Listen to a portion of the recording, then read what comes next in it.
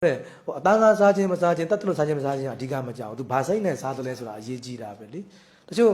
ရဟန်းတော်တွေဥပမာပေါ့နော်ရဟန်းဝီနီးမှာဆိုလို့ရှိရင်လူတွေအထင်ကြီးအောင်မလုပ်ရဘူးဆိုတာရှိတယ်အဲ့တော့ဒီ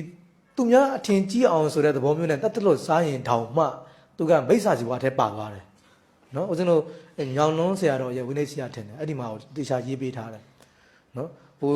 ကျမ်းမာရေးကြောင့်အသားမစားတာဆိုရင်တော့တဘာဝကြတယ်ပေါ့နော်နောက်မဟာကဏုံဆရာတော်ကြီးဆိုရင်ဟိုနတ်တွေရအကူညီလိုချင်လို့ပေါ့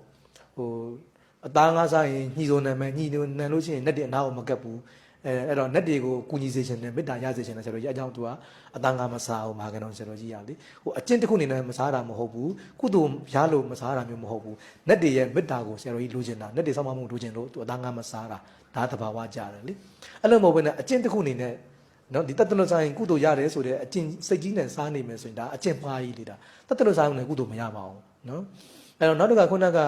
လူတွေအထင်ကြီးအောင်ဆိုတဲ့စိတ်နဲ့စားမယ်ဆိုရင်ဒါအဲ့ရဟန်းကမိစ္ဆာစီဝါဖြစ်သွားပြီအဲကြောင့်သူများအထင်ကြီးစေလို့တဲ့စိတ်နဲ့တတ်တလို့မစားရအောင်တချို့နိုင်ငံတွေမှာဆိုရင်တတ်တလို့စားရင်လူတွေအထင်ကြီးတယ်မြန်မာနိုင်ငံမှာလည်းနည်းနည်းကြီးပုံရတယ်နိုင်ငံခြားတွေမှာရှိတယ်အသားစားရင်မကြိုက်ဘူးဥစဉ်သီလင်္ကာတို့အိန္ဒိယတို့မှာလည်းအသားစားရင်တိတ်မကြိုက်ဘူးတတ်တလို့စားရင်သဘောကျတယ်တချို့နိုင်ငံတွေမှာလည်းတတ်တလို့စားရင်သဘောကျတယ်အဲ့တော့သူတို့ထင်ကြီးအောင်လို့ကိုကဟိုတတ်တလို့စားရတယ်ပေါ့နော်အဲ့လိုဆိုရင်ဒါမိစ္ဆာဇီဝဖြစ်သွားတယ်နော်အဲ့တော့ကိုယ့်ဘာကိုကျမ်းမာရေးကြောင့်မစားတာမစားပဲနေလို့ရတယ်သူများအထင်ကြီးစေလို့တဲ့သဘောမျိုးနဲ့တော့မလုပ်ကောင်းဘူးဒါဖျားကျင့်စတဲ့မှာမပါဘူးလေဖျားကျင့်ခိုင်းတာမို့လို့ကျင့်ရတာဆိုရင်တော့ကိစ္စမရှိဘူးဒါဖျားအကျင့်လည်းမဟုတ်ဘူးဒါကြောင့်တတ်တလို့စားတဲ့အခါမှာကျမ်းမာရေးကြောင့်မစားတာကအတ်တယ်